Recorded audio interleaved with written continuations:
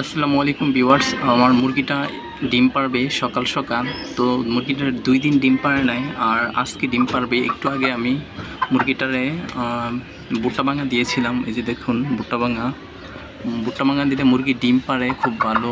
তো এখন মুরগিটা ডিম পারবে। এই যে মাশাআল্লাহ, মুরগিটা ডিম পেড়ে দিয়েছে। কারণ ভুট্টা ভাঙাতে সম্ভবত মুরগির অনেক ভিটামিন বা এরকম ক্যালসিয়াম খুব ভালো পায়, মুরগির পুষ্টি পায় বেশি শরীরে। আর ডিমের খোসা দিয়েছিলাম।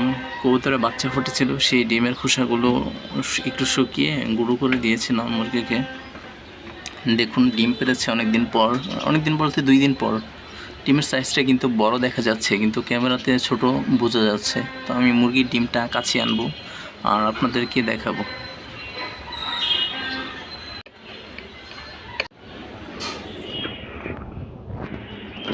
এই মুরগিটা আমার খুবই ভালো একটা লক্ষ্মী মুরগি। প্রায় বেশিরভাগ সময় ডিম পারে, মাঝে এরকম 1 দিন বা 2 দিন এরকম মিস দিয়ে এরপর ডিম পারে। প্রায় এখন মুরগিটা 4 থেকে 5 মাস ধরে ডিম পারছে। গ্যাপ দিলে সচরাচর 5 দিন এরকম গ্যাপ দেয়, এরপরে প্রত্যেকদিন ডিম পারে। না পারলেও 1 দিন পর এরকম ডিম পারে, সারা মাস এরকম ডিম পারে। আমি মুরগিগুলোকে গম, ভুট্টা, চাল, ধান এগুলো মিক্স করে খাবার খেতে দিই, আর দুপুরে শুধু ভাত খেতে দিই। আর এটা হলো আমার দেশি মুরগি। এটা অনেকগুলো ডিম পেড়েছে আর কুচে বসেছে। এটা নিচে যদি 20 ডিম দিতে পারতাম তাহলে বাচ্চা ফোটাতে পারতো। তো আমি এই ডিমটা এনে এটা নিচে রেখে আপনাদেরকে দেখাবো। দেখুন, ডিমটা কিন্তু মাশাআল্লাহ অনেক বড়। এই যে ডিমটা দেখুন কত বড়। এই যে আমার হাতের আঙ্গুল আর এই ডিম, তাহলে বুঝতে পারছেন ডিমটা কত বড়।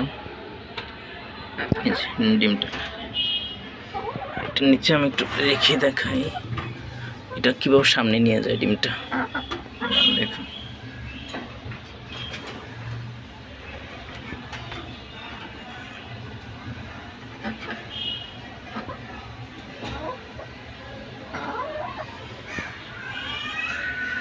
এটা নিচে কোয়েল পাখি বা মুরগির বীজ ডিম রাখলে তাহলে বাচ্চা ফোটানো যেত, কিন্তু এখানে তো বীজ ডিম নাই। কারণ ঢাকাতে এর কোথায় পাবো জানি না শিওর বীজ ডিম।